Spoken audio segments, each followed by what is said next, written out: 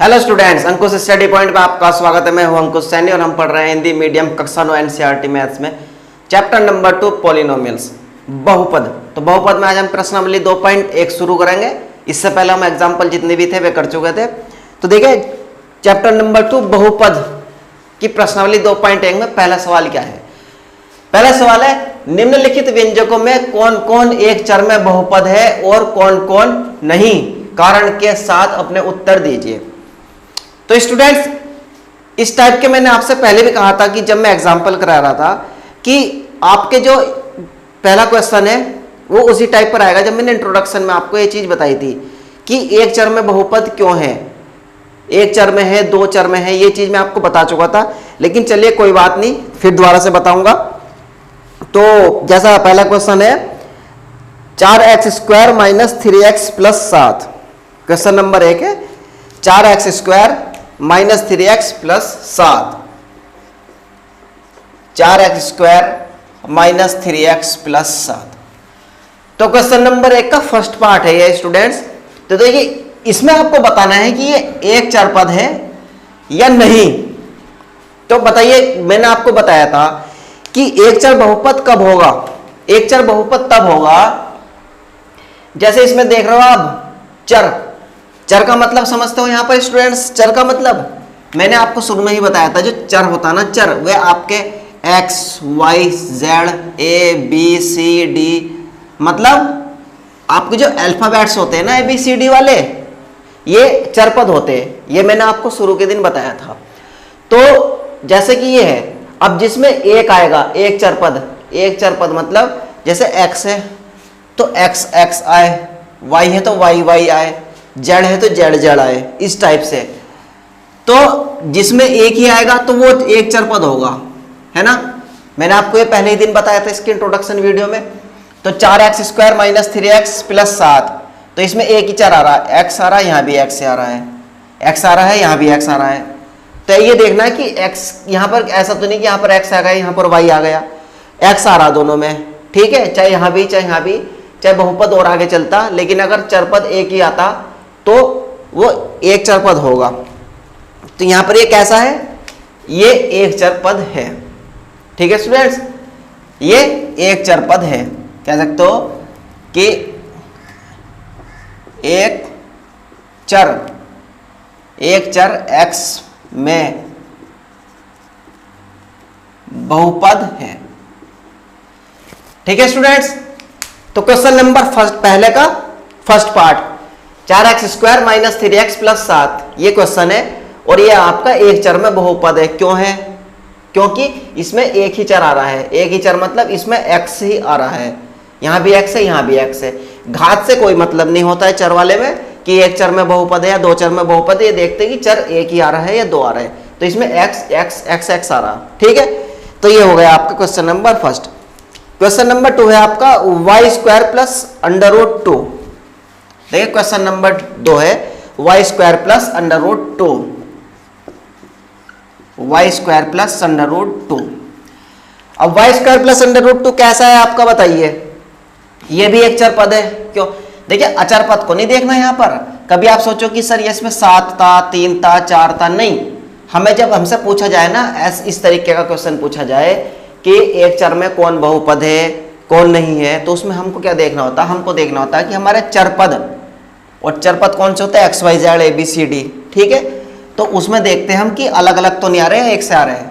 घात भले ही कितनी आ जाए उसकी, जैसे इसमें x² था, यहाँ भी x था तो x ही, तो एक ही x था ना, एक ही चरपद है, तो इसलिए एक चर x में बहुपद है। ऐसे दूसरा y² + √2, ये क्या में है, ये भी एक ही चरपद में है। क्यों? क्योंकि y आ रहा केवल। अचर पद चाहे और दो आ जाओ कोई फर्क नहीं पड़ता, हम देखते हैं कि चरपद वे एक है, तो ये भी एक ही चरपद है। तो एक चर y में बहुपद है, ठीक है स्टूडेंट्स। एक चर y में बहुपद है, ठीक है। इस टाइप से question number third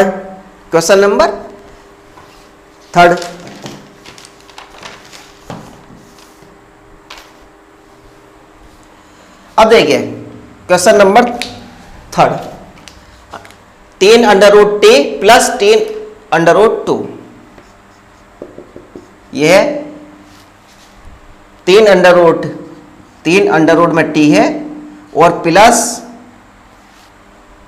T under root 2, यह है सवाल। अब ये बताइए एक चर में बहुपद है या नहीं। ठीक है स्टूडेंट्स, एक चर में बहुपद है या नहीं, तो आप इसको बताओगे ये बहुपद ही नहीं है। क्यों? क्योंकि ये बहुपद इसलिए नहीं, मैंने बताया था जब आपको चरपद अंडर रूट में आ जाए ना, कहीं अंडर रूट में मैंने बताया था आपको बहुपद कौन से नहीं होते, ये भी बताया था कि कौन से बहुपद होते और ये भी बताया था कौन से बहुपद नहीं होते। तो मैंने आपको बताया था कि जो अंडर रूट में टी होते हैं ना, जैसे अंडर रूट में एक्स वाई जेड जो चरपद होते हैं आपके, अगर अंडर रूट में होंगे, बटे में होंगे, तब वे बहुपद नहीं होते। ठीक है स्टूडेंट्स, तो आप इसको कह सकते हो यह बहुपद नहीं है। ठीक है, यह बहुपद नहीं है। ठीक है, यह बहुपद नहीं है। अब समझ में आया क्यों नहीं है? क्योंकि इसमें टी अंडर रूट में आ गया, चरपद अंडर रूट में आ गया। अब इसके बाद देखिए क्वेश्चन नंबर 1 का 4, y plus 2 upon Y, y plus 2 upon Y. अब देखिए ये भी बहुपद नहीं है। क्यों? क्योंकि y प्लस 2 अपॉन वाई, मैंने आपको बताया था कि जो चरपद होंगे अगर वे अंडर रूट में आएंगे या अपॉन में आएंगे, बटे में, तो वो बहुपद नहीं होता, तो ये बहुपद नहीं है। तो आप इसको कह सकते हो यह बहुपद नहीं है। ठीक है स्टूडेंट्स, आप इसको कह सकते हो यह बहुपद नहीं है। क्यों? क्योंकि ये y यहां पर बटे में आ गया, चरपद बटे में आ गया, और चरपद जब बटे में होगा, हर में होगा, वो बहुपद नहीं होता। ठीक है, इसके बाद क्वेश्चन नंबर 1 का 5 क्या है? x की घात 10 प्लस y की घात 3 प्लस t की घात 50। x की घात 10 प्लस y की घात 3 प्लस t की घात 50,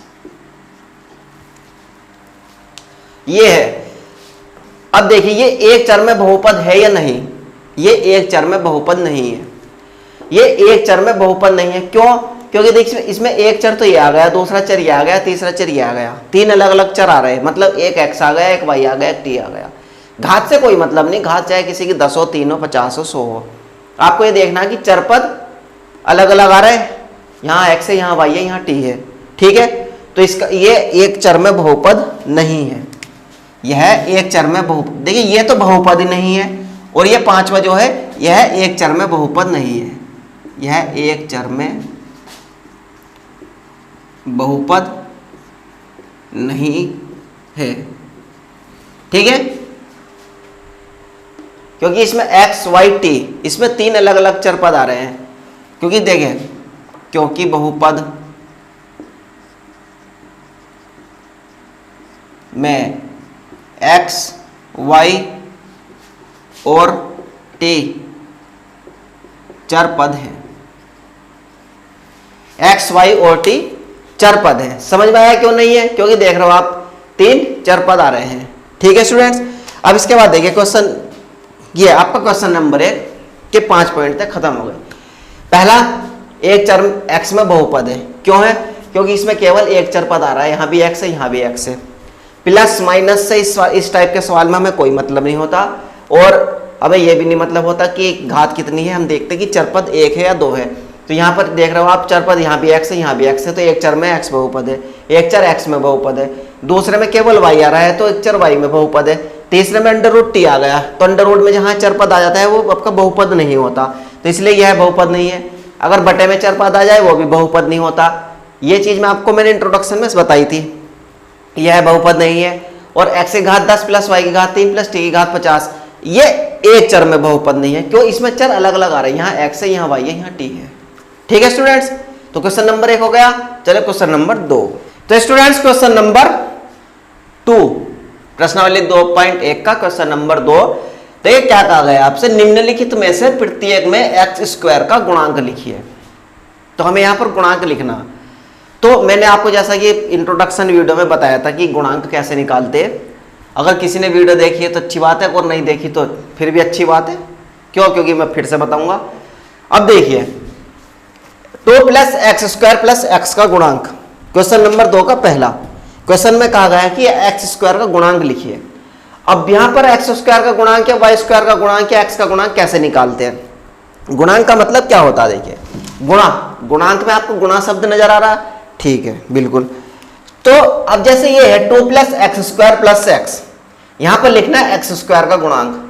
तो अब यहां पर आपको देखिए कि एक्स स्क्वायर कहां पर दिखाई दे रहा, ये दिख गया एक्स स्क्वायर है, तो इसका गुणांक लिखना हमको। लेकिन गुणांक क्या होता?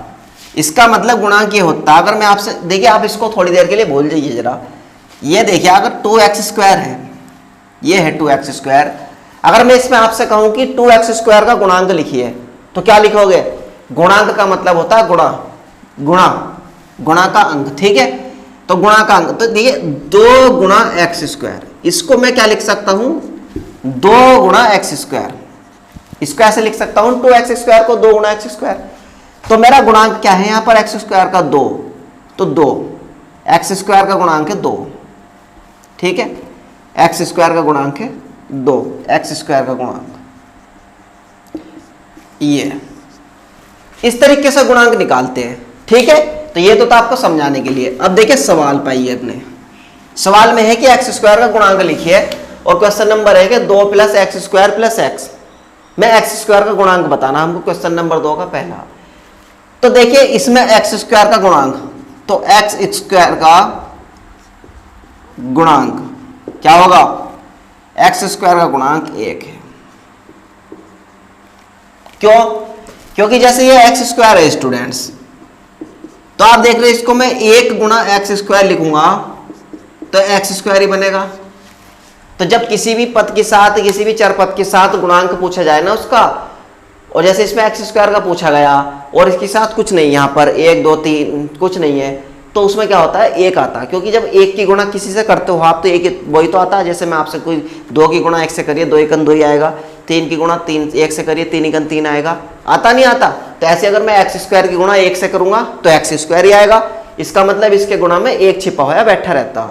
इस टाइप से जब इसके साथ कुछ ना हो ना तो समझो इसका गुणांक 1 होगा, ये छिपा हुआ होता। तो यहाँ पर एक्स स्क्वायर का गुणांक 1 है, क्वेश्चन नंबर 2 का पहले में, ठीक है स्टूडेंट्स। अब क्वेश्चन नंबर 2 का दूसरा, 2 minus x square plus x की घात 3, 2 minus x square plus x की घात 3, दूसरा question 2 minus x square plus x की घात 3। तो क्वेश्चन नंबर 2 का दूसरा पार्ट जो है वो ये है कि 2 माइनस एक्स की घात 2 और प्लस एक्स की घात 3। देखिए प्लस माइनस का थोड़ा सा ध्यान रखना पड़ता है आपको। इसमें क्या है कि जैसे यहां पर अगर प्लस है तो कोई दिक्कत नहीं, अगर किसी वजह से माइनस आ जाए ना तो फिर हमको माइनस लेना पड़ता है। जैसे यहां पर एक्स स्क्वायर का गुणांक निकालना, तो यहां पर जो होगा ना स्टूडेंट्स, एक्स स्क्वायर का गुणांक,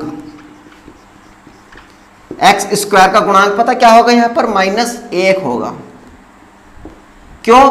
क्योंकि हम जब भी किसी से कुछ तुलना करते हैं ना, किसी से करते हैं, तो वो क्या होता, हम प्लस में उठाते हैं। अब वो हमको प्लस में तुलना करते हैं, तो इसलिए, और मैंने आपसे बताया था कि माइनस हमेशा अचर पद के साथ चलता, माइनस हमेशा अचर पद के साथ चलता। अगर आप वहां से अचर पद को उठाकर लाओगे ना, जैसे मैंने यहां से एक को हटाया तो माइनस जो आएगा वो 1 के साथ आएगा, ठीक है। जैसे ये आप, अब जब हम तुलना करते हैं ना, जैसे माइनस एक्स स्क्वायर है, इसका गुणांक निकालना, तो हम क्या करेंगे? -1 गुणा एक्स की घात 2 ऐसे करेंगे, तभी तो माइनस एक की गुणा एक्स से करेंगे तो एक्स स्क्वायर आएगा और माइनस एक्स स्क्वायर।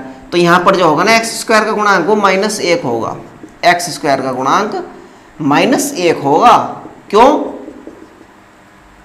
क्योंकि मैंने आपसे बताया था, अगर आपने वीडियो नहीं देखी आप देख सकते हो, मैंने उसमें बताया था कि माइनस हमेशा आपका अचर पद के साथ चलता है।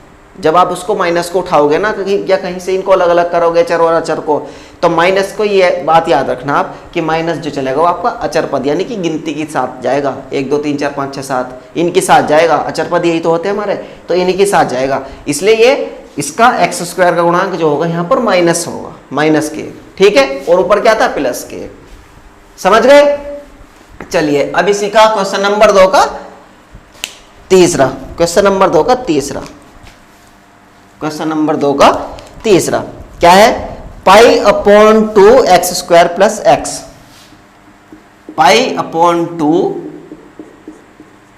एक्स स्क्वायर प्लस एक्स, इसका निकालना है। तो यहां पर क्या होगा कि एक्स स्क्वायर का गुणांक बताना, तो यहां पर एक्स स्क्वायर का गुणांक बताइए आप क्या होगा। यहां पर होगा एक्स स्क्वायर का गुणांक,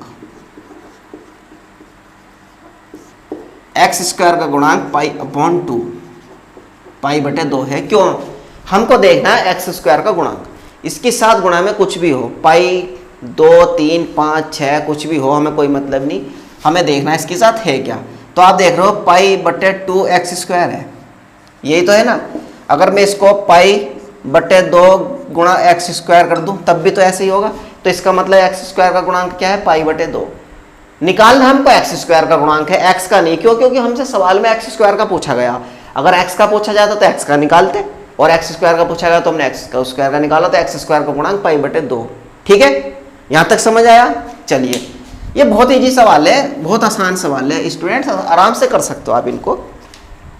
अब इसका question number 4, under root 2x minus 1।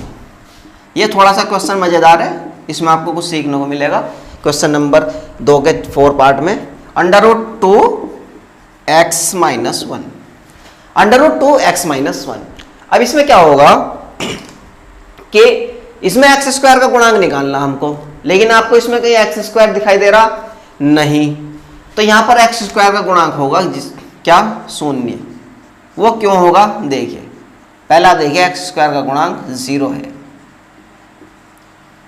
X square का गुणांक 0 है। क्यों, क्योंकि यहां पर आपको एक्स स्क्वायर कहीं दिखाई दे रहा नहीं। अगर मैं इसमें ऐसे कर दूं कि अंडर रूट 2x है ये, और माइनस 1, और या प्लस क्या माइनस कर दूं, और 0 गुणा एक्स स्क्वायर कर दूं, तो ये बनेगा under root 2x minus 1 plus 0 की गुणा जब हम किसी से करते हैं तो वो 0 बन जाता, तो ये बनेगा अंडर रूट 2x माइनस 1, और ये 0 तो लिख लेंगे नहीं, तो इसका मतलब एक्स स्क्वायर की गुणा 0 से कर दो तो कुछ नहीं, ऐसी का ऐसी बन जाएगा।